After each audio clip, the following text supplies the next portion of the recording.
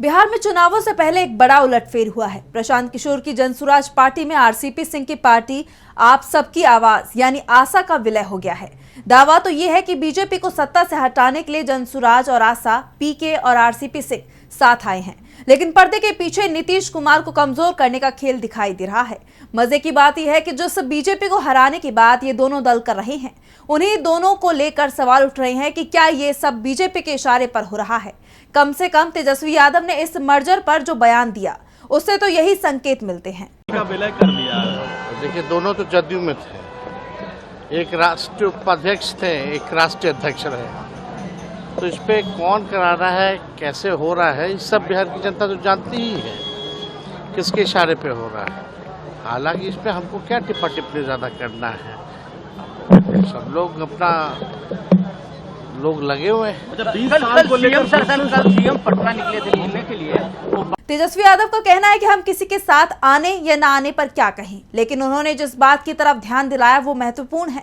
तेजस्वी ने याद दिला दिया कि अभी जो लोग साथ आए हैं वो एक वक्त नीतीश के अहम सहयोगी थे, एक जेडीयू के राष्ट्रीय अध्यक्ष और एक राष्ट्रीय उपाध्यक्ष थे, यानी जिन दो लोगों को नीतीश का दायां बायां हाथ माना जाता था। क्या अब उन लोगों ने नीतीश को बिल्कुल अकेला छोड़ दिया है, या बीजेपी ने कोई खेल ऐसा रचा है कि नीतीश पूरी तरह से अकेले हो जाएं?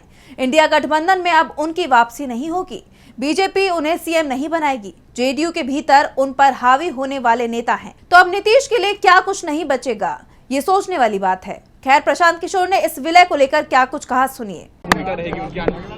भाई, मैंने पहले कहा कि आरसीपी जी हमारे बड़े भाई जैसे हैं। बिहार में समाज और राजनीति की समझ रखने वाले सबसे बेहतर लोगों में से हैं, तो उनकी भूमिका इस व्यवस्था को बनाने वालों की होगी, इसको लीड करने वालों की होगी। एक समय था जब नीतीश कुमार के प्रबल समर्थक और रणनीतिकार पीके ही थे। इन्होंने ही नारा दिया था, बिहार में बहार है, नीतीश कुमार है।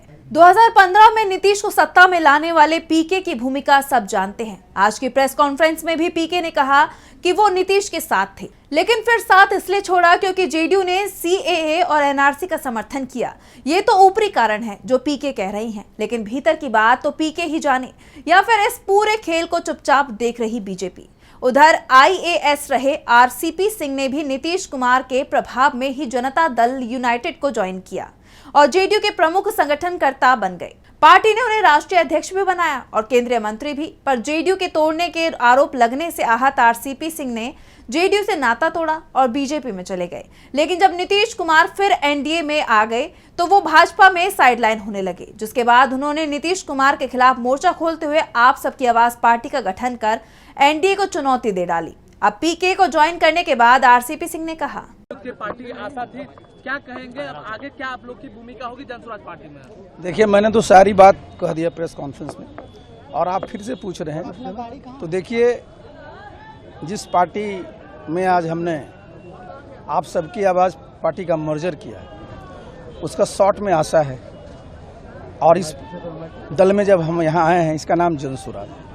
तो जनसुराज से बिहार की जनता को बहुत आशाएं हैं, और आशा किस बात की है कि बिहार हमारा कब विकसित प्रदेश बनेगा, बिहार कब हमारा, जो हमारे यहाँ के जितने युवा हैं उनको रोजगार मिलेगा, बिहार जिस प्रकार से पहले भी समझिए ज्ञान का केंद्र रहा, वो कब होगा।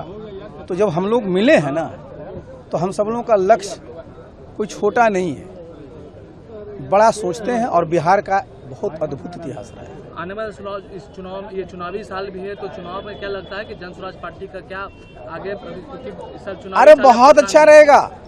देखिए, आप देखिए, समझिए, प्रशांत जी का अपना अनुभव है, मेरा भी अपना अनुभव है, और हम दोनों का जो अनुभव है, हम कुछ कहते नहीं, क्लेम नहीं करते हैं, लेकिन बिहार में बहुत कम लोगों का इस तरह का अनुभव होगा, समझे। अब आरसीपी सिंह और प्रशांत किशोर एक साथ हैं। उनका कहना है कि जब 2015 में महागठबंधन में राजद और जेडीयू एक साथ आई तो भाजपा को हार का सामना करना पड़ा, और राजद और जेडीयू के साथ आने से पहले प्रशांत किशोर और आरसीपी सिंह साथ आए थे। आज की प्रेस कॉन्फ्रेंस में उन्होंने दावा किया कि एनडीए और महागठबंधन को रोकने दोनों साथ आए हुए हैं। अब ये देखना दिलचस्प होगा कि बिहार में नीतीश कुमार की हालत ठाकुर जैसी करके जय वीरू की ये नई जोड़ी एनडीए को रोकती है या केवल नीतीश को रोकने की ये बीजेपी की नई चाल है।